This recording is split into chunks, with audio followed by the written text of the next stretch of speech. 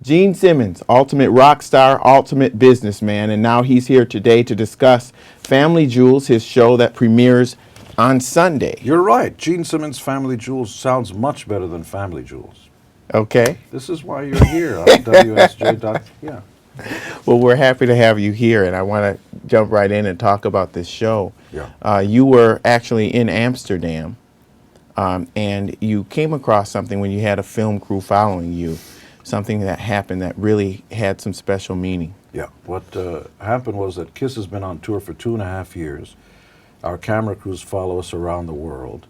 And when KISS played Amsterdam, we actually had 2 days off. And I met a 13-year-old boy who was so passionate about the experiences of his grandfather who survived World War II and the Nazis and the Germans, that he wanted to take me, because he'd found out that I hadn't been to the Anne Frank house, and visit the Anne Frank house. Is this it?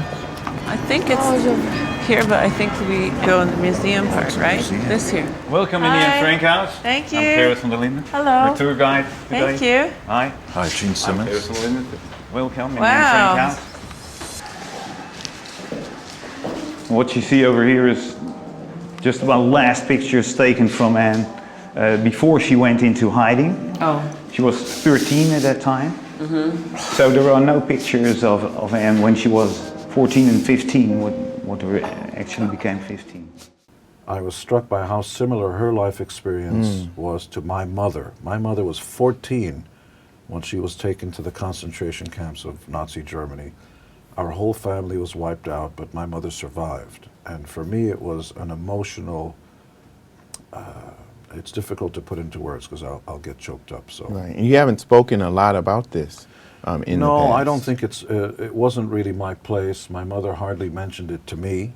She didn't want to, sadden me too much, and I was very careful not to approach it with my mother too much. I'd ask a few questions, and she was very evasive about it. But now my mother's 85, Yes. and I want, when we were in Amsterdam, the opportunity of Anne Frank allowed me to naturally venture into the subject without sitting my mother down and asking her questions. Sure. So it's very, I remember when I was younger, I saw a movie called Sophie's Choice with Meryl Streep. Our daughter's name is Sophie, by the way, because of that. And it was so reminiscent of my mother's story in the concentration camps. I just, halfway through the movie, I was bawling my eyes out. And people think of these events as historical events, like a long time ago. This is yesterday. It's my mother's story, and she's still alive. And so the idea and the importance of doing a 1-hour special about this is that the more we shine a light, media, magazines, museums, getting people involved and letting them know that something like this is possible. When you shine a light, the darkness disappears, and you see evil coming earlier. And you refer to your mother. I've heard you in the past say that she's the highest form of life on earth. Oh yeah. Very important.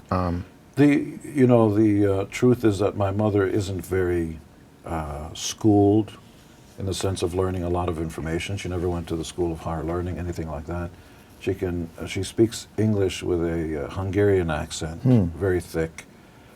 And yet the wisdom that she has leaves the existential philosophers in the dust. She's very succinct, to the point, and gets her, the big sound bites out. She'll say, see, I'm getting choked up. Every day above ground is a good day. From a woman who at 14 years of age saw the horrors of Nazi Germany and the concentration camps. And for her to have a positive point of view about humanity she's a far greater person than I will ever be, because I'd be full of hate and revenge, and there's none of that in my mother. And so, that silent leadership that she showed when she brought you and raised you, in your life, did you experience anti-Semitism? Certainly, but I'm not black. In America right now, I'm not a Muslim. I'm not, there are other people who have the same problems. You're always going to get picked on. The point, though, about America is that no matter what level the racism or the anti-Semitism or any sort of hatred that one group has against the other is, at least here is a clear light, and it shines a light, and we can talk about it on Wall Street Journal and CNN and Fox and any outlet that you want. As long as we keep talking about it, we'll minimize it. We will keep it under control. The tendency of humanity, I believe, is to veer towards darkness, is my estimation. And yet in a country that had slavery and treated the black population of America as badly as you could imagine anybody doing without having concentration camps, the country yet voted in an African-American president, literally African-American, whose father was African. So anything's possible in And who America. you said, you told me that you voted for. I did. I voted for President Obama, I voted for President Clinton, and I voted for President Bush. And I think it's shameful how the media especially refers to our presidents by their last name and forgets the title. The title is a slap in the face if you don't say that to the will of the American people. Whether you like the president or not, you should always call him a president. A doctor is always called, you know, Dr. Brown or Dr. Johnson. You'd never just say, "So, Johnson, what are you doing?" You would never do that. It's a slap in the face, because the actual title means at least a sign of respect. The New York Times will always say, "Mr. So-and-so." A guy's about to be hung for killing an entire family. Mr. Johnson's about to be hung for. You get that respect. Are you sure on that position? Yes, I think everybody. Passion. And this is your reality TV show is something that has been really lighthearted, but it's also really shown you in the light that you really in your real existence as a family man. You know, I am who I. It's Popeye is a philosopher, as far as I'm concerned. To be as profound as I am what I am, and that's all that I am. I'm Popeye the Sailor Man is actually profoundly true. It's what existential philosophers have been trying to use fancy labels for. And if you are who you are and you're comfortable in your skin, you know, take it or leave it. I'm a contradiction. I'm in a rock band. We've been around 37 years. We've done very well. I make a good living, and at the same time, I've never been high or drunk in my life. Never smoked cigarettes. It's just not for me. You guys are welcome to get on crack all you want. Just don't ask me for any sympathy. Always the irony is that the moron who wants to commit suicide always wants to do it in public. You know, it's like, why are you wasting my time? Gets on a skyscraper. I'm gonna jump. It's a cry for help. Cry for help. I'm the first guy that says, shut up and jump. If you want to kill yourself, it's your life. I know you're mentally all this guy. I really don't care. I don't have that. That if you don't appreciate life, you're welcome to take it. It's your property. And that's something that's Now really... I'm going to get all the people who say, but what if he's mentally ill and stuff like that? What if aliens abducted you? What if? And your persona and who you are, the fact that it is authentic and it is real, is something that has enabled you to go on into the business world and to get to profit and to continue to do well with business ventures. We've done well in a few business ventures. What would you say your most profitable venture is right now? My most profitable venture is Gene Simmons. Investing in yourself. Yes. Know your product well, they say. I invest in myself.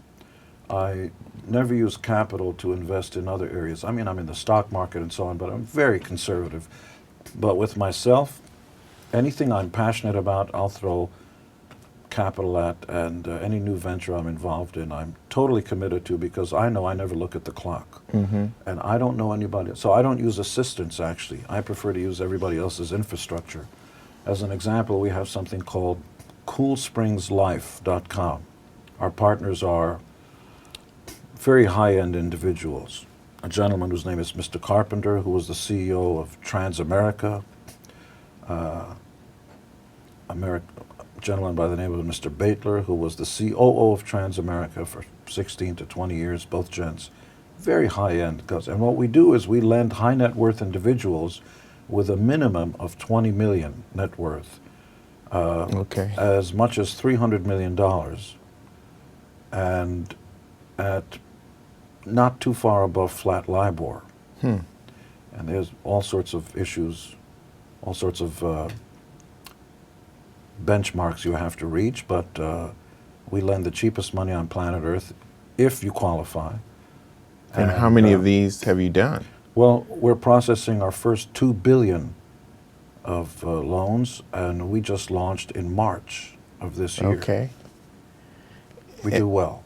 And so, and when you say you invest in yourself, was there some bad investment that you made? What would you say if you've ever made a bad investment? What has it been? I never have. Or an investment mistake? No, I never have. No, I mean, pennies and dimes, yes. But, for instance, I've gone to Vegas many times for business and pleasure and so on and so forth. I will never sit in front of the tables because somebody paid for all those buildings and the infrastructure. And I think it's the people who lost the money. It doesn't work. I'm very, very conservative business fiscally, which is why I'm so enraged when the government can't govern in a... the government doesn't seem to have a fiduciary duty to the country it rules, because politics is about rule, with the consent of the people. The biggest problem, as far as I'm concerned, is that the elected people in government are often college professors who never run a company and wouldn't be able to balance a budget if they tried. Well, that's one of the biggest criticisms right now about the current About our president, yes.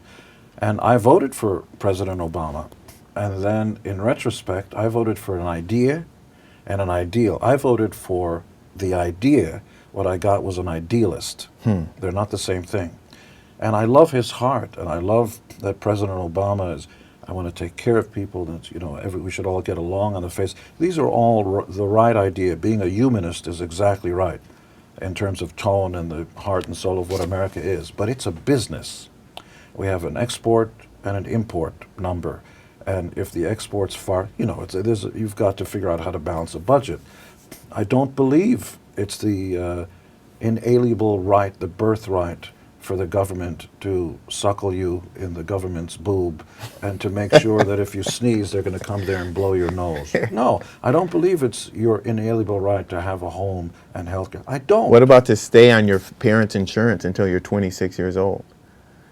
Well, you're getting into specifics. I just believe that the government should be populated by people who don't need the money that they're given as their paycheck. The president makes $400,000 a year, and it's not very much, and some of the other senators and so on make 100, 200 or thereabouts. The people who should govern with the consent of the people shouldn't need that money and should do it for a dollar.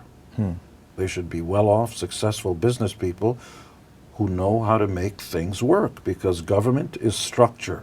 And the idea that a hammer that gets ordered through the Air Force that costs $500, I'm not making this up, by the way, is obviously a paper pusher who's never run a company.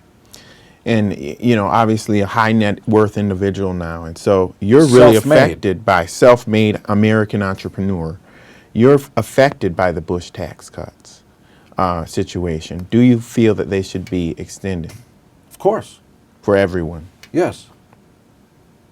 Yes. I believe in a flat tax. I believe in a 20% across-the-board tax. But that means the richest person, if you're making $200 million, right, you're going to give $40 million to the government, right? But that's you're expanding the tax base. No, that's right, but no exemptions. Oil companies, you're making $2 billion, I want 20% of that. That's a lot of money. So with no exemptions, and if you're making $100 a week, you're only paying $20. That makes sense. Watch the deficit disappear real fast in under 10 years. We're talking trillions. Okay. People don't like the flat tax. Well, because this is not really a capitalist system. It started off as a capitalist system. It's now a kind of a mixed, economically, it's a semi-capitalist, semi-politically socialist system, because the government is getting more and more involved in your everyday life. We're concerned when you're out of work that, here's money to hold you over. No, don't give me money. Give me a job. I don't want to say thank you for the money. I believe in opportunity and dignity and self-respect. I'd rather give you a job than give you money. And you know, just one more thing, getting back into as the show continues to go forward, you've been around strong women. You have Shannon, your partner of 27 years. That's what you would say. He's been happily unmarried for 27 years. Your mother, and I have someone from Facebook that wanted me to ask you. Her name is Deidre Childress. Knowing all of this, what do women really want? Well, I know what men want. What men want is loyalty, stability, you know, a few things. Women want everything. That's the Okay. difference. Yeah. And is that something you can provide? No. That's why women are always disappointed by men, because what they want from men. Look, have you ever met a man who reads a man's magazine, what women are thinking of, where they're going, what are they doing, where is they going? They don't do that. But every woman's magazine, what are men? 10 ways to his heart, what is he doing, where's he thinking, do I have my mother's hips? You know, it's just all this kind of psychobabble that goes on in their mind. And the strongest women that I know, including Shannon Tweed, mother of my kids, mother of our kids, does not define herself by any man. And Sophie, our daughter, she does not have, she is nobody's girlfriend. She has boyfriends. So when women stop defining themselves, and I'm using my finger in front of your face, you're goddamn right I am, to make the point. It's time for women to wake up, slap themselves in the face, and cut it out. He's not that into you is a good idea. Wake up, smell the roses, make your own money. Don't depend on the guy because he's got a good-looking car. Depend on your own heart. Be with him if you want. Have a child if you want to. Be self-dependent, emotionally and otherwise. And then if the men aren't attracted to you, those are weak guys. They're going to become somebody's girlfriend in jail. That's not the kind of guy you want. You want an alpha male. It's straight from Dr. Love. We thank you so much, Gene Simmons. It was a pleasure to see me, wasn't it? Oh, yes, it was. I enjoyed it. This is Weekend Conversations. I'm Lee Hawkins. We'll see you next time.